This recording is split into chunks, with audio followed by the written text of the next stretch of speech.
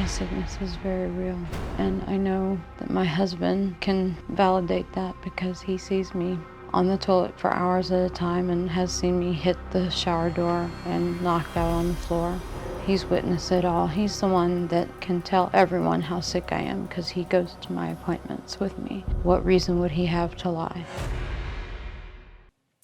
Owen's wife, Shemida, has cheated on him. She says due to her untreated bipolar disorder, where the affair actually resulted in an abortion. Now, he is stuck by her through 70 diagnoses, constant doctor's appointments, and medications where she sleeps all day and then is up all night. Take a look. Shemida's sicknesses and behaviors has affected my life in the sense that it requires a lot of my time. Without me, she can't function during the day. I believe it's a very selfish thing for Shemida to not allow me the time to be there for my kids. I do feel resentful for the fact that I can't have more friends. Her family members don't understand the degree of pain that she goes through. My family's way of life is fractured. I feel robbed of the mother of my children and the wife that I married. Do you see how Dad has to take care of you? How everyone's taking care of you? How you're loving this? How on that videotape showing your bedroom, you're so lively, but on this stage you can't be? How you're so drained from medication? Stop yelling at me. I'm so mad, Mom. Do you not see how mad I am? That's every day. This is not every day, Dad. Yes, Don't even. It is every day. Do you see me every day? When you are in her presence, and I'm talking about in the past, this is the behavior that goes on. Okay, I'm glad you're here. I'm sorry if you come out in the middle of all this, but thank you for being here and thank you for supporting your wife, as I know you do.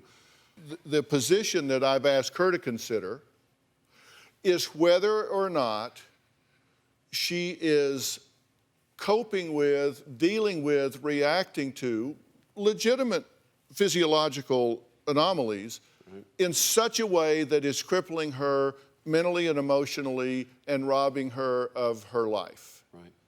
Of course, what she's going through, absolutely. I mean, it has consumed her life. Hypochondriasis, which is now called somatic symptom disorder, is not just about imagined illnesses, it's also about exaggerated illnesses. Mm-hmm. It's about overreacting to illness. It's about letting it define you and consume you.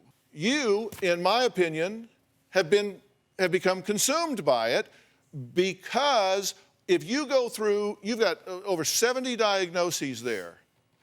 A vast majority of them have a huge stress component to them. They're brought on by stress or made worse by stress. They're triggered by stress, exacerbated by stress. And why? Because the stress is not being dealt with. You have had trauma in your life. And in my opinion, you've never dealt with it. You didn't deal with it psychologically. You dealt with it somatically. You dealt with it physically. So the stress still bubbles up, bubbles up, bubbles up. And okay, let's just find another way to express it. A lot of what's going on here is a stress conversion into a somatic expression. That's what's going on. And anybody that just keeps telling her, oh yes, I know you're sick, I know you're sick, I know you're sick, you might as well be poisoning her.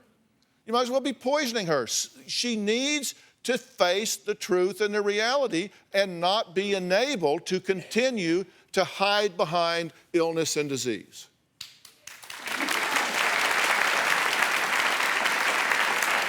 Do you have a story or a question for me? Click the link in the description and tell me what in the world is going on.